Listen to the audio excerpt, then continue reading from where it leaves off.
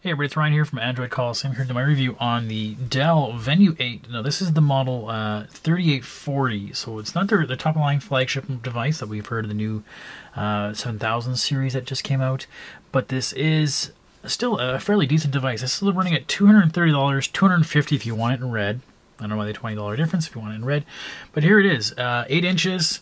It is slightly taller than my Note 8, but not by much. The bezels are a little bit smaller, but they still have a substantial size bezel. The back of it here has that nice little texture, rubbery, really kind of hold things in, hold your hands around really nicely. The camera on the back does stand out a little bit, so it does mean that you're going to be resting the device on that camera. So, I mean, it shouldn't matter to the camera, but anyways, else we have a micro SD card, which is really hard, and even usually I have longer nails than the normal for a guy, but it's really hard to get my finger in there to get that. I can't do it. I can't get it out. So really good protection against people trying to easily grab your SD card. Other than that, yeah, it's a nice little device. I mean, I gotta admit, really thin, really light, very easy to hold in the hand. What really stuns me, though, is the fact that it really runs a very clean version of Android. It's running the AOSP, and there's, not much to it. I mean, in terms of, you think about other devices that are out there. I mean, yeah, it's got some Amazon apps in there built in.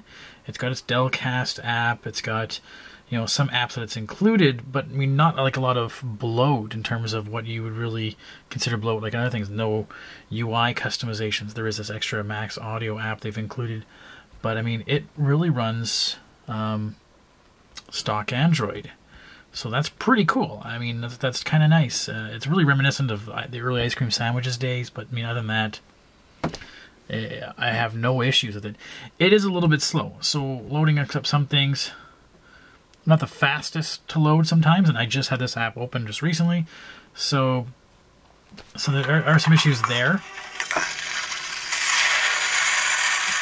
The speakers aren't the best speakers in the world. I mean, it's just really just one little speaker down there. It can be a little bit quiet, and then if you crank it up, it gets really tinny. So that quality there, yes, again, but then again, most likely you're not really buying a $230 device for top-of-the-line stuff. I'll be really interested to see what their 7000 series does. But I mean, really, for a device for a younger kid or just a basic tablet device, this works very well. No arguments there. The battery lasts quite well. I mean, it's a 4500 milliamp hour battery.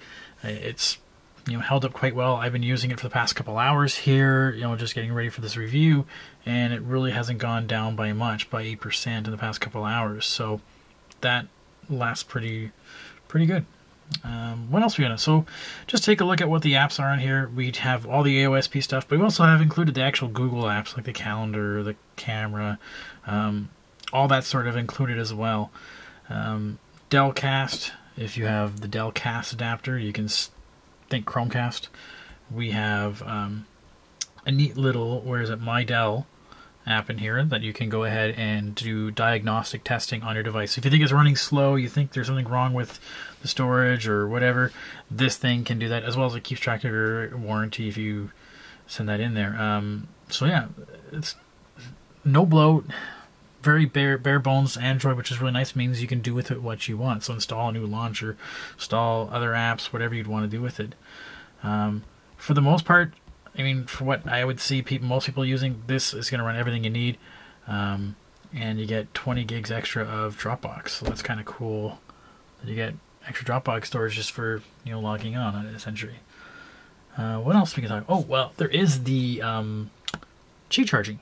So if you get their special dock cradle, it does use Qi charging, so it does wirelessly charge, kind of nice. So anyways, oh, and the only thing I can really complain about it, besides the fact that it's not exactly the super powerhouse fast, is the power button is way up here. So I am very used to tablets or anything, a side button, and that's just the volume. So I'm always forgetting that the button's up there. But that's just me, I guess. I don't know. So that's the only thing I can really get picky on. But other than that, I think you guys might like this. The Dell Venue 8 3840. See, I'll have a full write-up on the website on AndroidColiseum.com. Thanks for tuning in. Bye.